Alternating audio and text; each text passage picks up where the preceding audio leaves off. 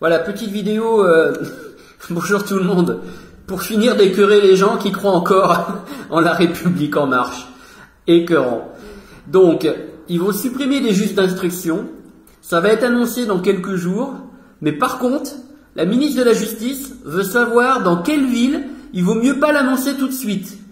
Incroyable. Allez, écoutez-moi ça, à vomir. Et il y a un double scoop, hein. Écoutez bien, il y a un deuxième scoop un peu plus tard. Je vais vous expliquer. Déjà dit, mais puisqu'on parle de municipal, vous dites qu'il y a un problème de confiance dans le personnel politique, c'est peut-être pas cette note publiée par le Canard enchaîné aujourd'hui qui va arranger les choses. Voilà, une réforme de la justice dictée par les résultats électoraux d'En Marche, c'est en manchette.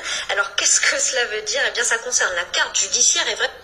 Donc en fait, la ministre de la Justice demande à rencontrer le responsable de l'Élysée pour se mettre d'accord sur les communes où il risque d'y avoir des élections de maires étiquetées La République en marche. Et dans ce cas-là, eh ben, on n'informera pas tout de suite les suppressions de juges d'instruction concernant ces communes-là. Donc ils vont faire les annonces pour toute la France, sauf dans les villes où ça peut gêner, où ça pourrait dissuader les gens de voter pour La République en marche.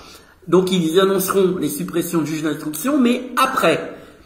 Après les municipales. Hallucinant. Vraisemblablement, le ministère de la Justice, nous dit le Canard, a sollicité une réunion avec l'un des conseillers du Premier ministre et les experts des élections municipales de La République en marche pour voir, en gros, dans les villes qui seraient plutôt susceptibles d'élire un maire La République en marche, eh bien, on supprimerait pas les tribunaux ou en tout cas pas les postes. On va écouter ce que répond à ça la garde des Sceaux, Nicole Belloubet.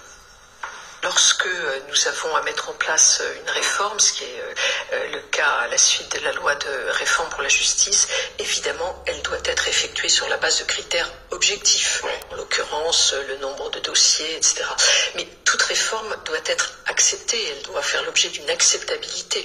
Et dans ce cas-là, il est évident que nous nous appuyons également sur les élus pour expliquer, pour faire comprendre, c'est ce que veut dire simplement. Écoutez les réactions, hein. Écoutez les réactions même des éditocrates. Ils sont pétés de rire tellement ils sont gênés. C'est pas possible, dis-nous, Marianne Malouine. C'est une conception hallucinante. La politique, ce n'est pas un président à l'Élysée, mais ça ne m'étonne pas parce que j'ai des... Écoutez bien. Même Marie-Ève Malouine, elle est choquée. Donc, il y a une notion extrêmement étonnante de la politique, et même dans le papier du Canard, c'est dit à la chancellerie qui répond il est normal de tenir compte des impacts électoraux, donc on va passer la réforme par nos élus, donc par les villes dans lesquelles nous avons des chances. Et c'est complètement antidémocratique. Elle vient de le dire. C'est pas moi qui le dis, c'est pas les insoumis, c'est pas les gilets jaunes, c'est une éditocrate macronisé qui dit c'est antidémocratique. Vous l'avez bien entendu. Voilà, je vous laisse écouter la fin des réactions, c'est hallucinant. Il n'y a pas plus ancien monde que ça. Voilà, est-ce qu'on peut être sincère? Parce que le dire c'est de la naïveté. Est-ce qu'on peut être sincère et parler crûment? Là, vous savez qui parle là? Judith Vintraube. Judith Vintraube, écoutez, mais le cynisme de cet éditocrate macroniste. Elle était venue pourtant aux 5h30 de chiffrage du programme de la France Insoumise. Je m'étais dit, voilà quelqu'un d'ouvert, voilà quelqu'un qui... Tu parles. Même sous la torture, elle avouerait pas avoir retenu le moindre mot du programme de la France Insoumise qu'elle a vu chiffrer pendant 5 heures. Écoutez bien comment elle va dire, oh, c'est une erreur de débutant. Incroyable. Le cynisme de ces journalistes-là, écœurant.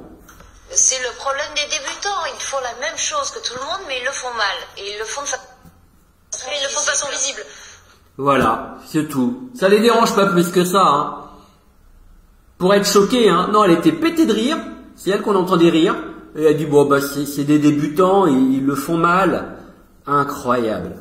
Faut être à fond pour Macron quand même, pour même pas être capable au moins d'être choqué. Non, oh, ils le font mal, c'est des débutants.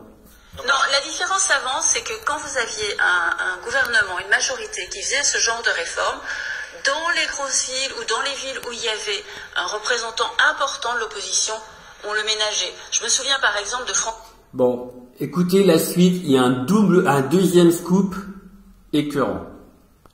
Donc le scoop arrive dans 30 secondes, c'est un politologue qui va expliquer quelque chose. Un journaliste de Regard, pardon. Et il y avait ça, alors que là c'est différent parce que c'est purement, on protège les siens et uniquement. On se souvient déjà de la note de juillet dernier du directeur de cabinet du président de l'Assemblée nationale, Jean-Marie Gérier, envoyant une note à l'Élysée justement sur la manière dont l'Élysée devait piloter la constitution d'un pôle de gauche, La République en marche, qui a déjà posé question quand même en soi sur la séparation des pouvoirs et puis sur la manière justement où on gère les petites tambouilles internes d'un parti politique au sein même de l'administration et au sein même des grandes institutions de la République. Et là, boum! C'est quoi l'info? Moi, je vous avais dit que, depuis le temps, je vous dis que Macron s'occupe de créer un pôle de gauche pour être sûr d'être réélu en 2022 et qui va nous mettre un casse-neuf qui va être parachuté, je sais pas quoi. Eh ben oui, vous en avez entendu parler, vous? Non, il y avait une note de l'Élysée qui se mêlait de vouloir créer un pôle de gauche au Parti Socialiste, quoi. Mais ils pilotent tout, les gars. Donc, je sais pas, vous étiez peut-être au courant. Lui, il le savait, les journalistes le savaient. Mais non, les gars, ils vous parlent du voile. Intéressez-vous au voile. Pendant ce temps-là, ils font leur combine. Voilà, incroyable. Effectivement, cette note qui est révélée est assez hallucinante. Certes, on ne découvre pas les manières dont les choses se passent, mais ce qui, moi, me paraît d'autant plus hallucinant. Non, mais c'est qu'on nous a promis l'exact inverse. On nous a promis l'exact inverse parce qu'effectivement, on nous avait promis un nouveau monde avec une transparence, avec une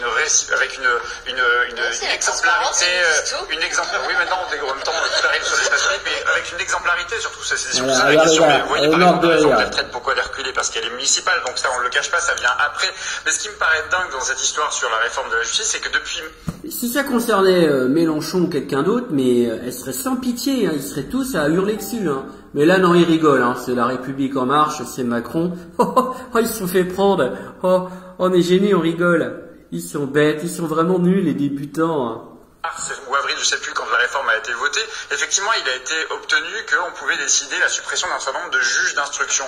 Sauf que là, ce qu'on ne dit pas, c'est qu'on va annoncer des suppressions de postes de juges d'instruction, même avant même les municipales, où on considérera qu'il n'y a pas d'enjeux locaux pour récupérer des mairies pour la République en marche, mais c'est qu'on suspend les suppressions de juges d'instruction pour l'après-municipale des circonscriptions et des territoires qui sont des territoires qui vont être gagnés, sans doute par des élus de la République en marche, qui devront gérer ensuite le mécontentement des populations sur la justice.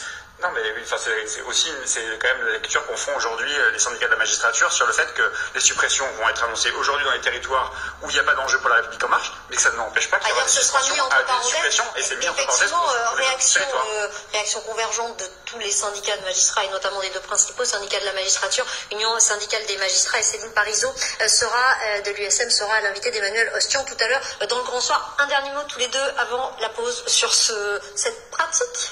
Oui, on est un peu dans le classique de la politique. Il m'est arrivé d'assister par exemple à une réunion pour une élection cantonale, vous voyez, et là il y avait le candidat qui disait, vous savez, ça serait quand même mieux de voter pour moi parce que j'appartiens à la future majorité départementale, et pour vos chemins vicinaux, pour vos routes, eh bien ça sera mieux quand même que d'appartenir à... Le ministère décide sa réforme, c'est pas tout à fait... Il faut laisser Jérôme Sainte-Marie répondre parce que sinon je vais le couper et puis envoyer la pause. Et la pub. Jusqu'à ce niveau-là, on est dans un truc classique et objectivement inévitable tant qu'il y aura des élections.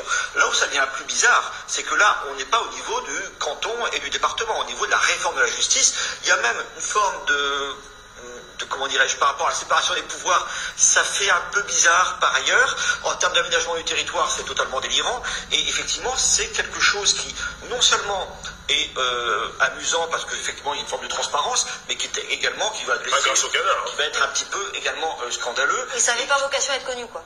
Il rentre en résonance surtout avec d'autres éléments qui montrent cette verticale du pouvoir qui s'installe en France. Le dernier mot pour vous. Oui, non, ça fait vraiment vieille tambouille. Ils étaient censés rénover la vie politique, ça fait vieille tambouille. Et sur un sujet qui est pour moi majeur, c'est la réforme de l'État. Et la crise sociale qu'on vit, la crise économique sociale qu'on continue à vivre, c'est parce qu'il faut faire cette réforme de l'État, donner plus à certains endroits, moins à d'autres. C'est très compliqué. Il y a des résistances et des corporatismes qui sont énormes. Donc si en plus vous êtes pris un peu le doigt dans le pot de confiture en faisant de la vieille tambouille, ça va pas. Ça va pas, on verra ça. Et ce débat sera aussi dans le Grand Soir ce soir. Nous, on va poursuivre notre... Bon voilà, j'ai fait une longue vidéo, mais j'estime que, voilà, on voit beaucoup de choses sur Facebook, je comprends, mais franchement, mais le pire du pire, il est là. Notamment, j'ai vu d'autres choses, je peux pas tout documenter, mais là, c'est grave. Donc, s'il y en a qui avaient lu Mediapart, s'il y en a qui avaient lu Le Canard enchaîné, je peux vous dire que quand on nous parle de la météo, de la Réunion, du voile et patati et patala, on nous parle pas de ça. Voilà. Donc la vidéo est peut-être longue, mais bon Dieu de bon Dieu, mais il y a de quoi, mais empêcher, mais peut-être 20 millions de voter Macron définitivement, quoi. C'est juste pas à la hauteur de notre pays, ce qu'ils sont en train de faire, ces gens-là. Et la Nicole Belloubet qui dit tranquillement, mais la cigarette au bec là qui nous dit ah mais ouais mais enfin oui bah faut voir, on vérifie que sur le terrain on pourra faire notre réforme.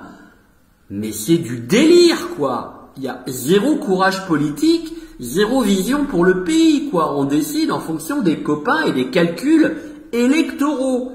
Sondage, calcul, bidouillage. Mais c'est quoi cette république? Mais bien sûr c'est une république bananière, c'est que ça. Allez, on lâche rien, faites tourner. Excusez-moi, c'est hyper long, mais bon, si je suis capable d'un jour d'apprendre à faire des montages, je supprimerai tous mes commentaires. Allez, on lâche rien, les gars.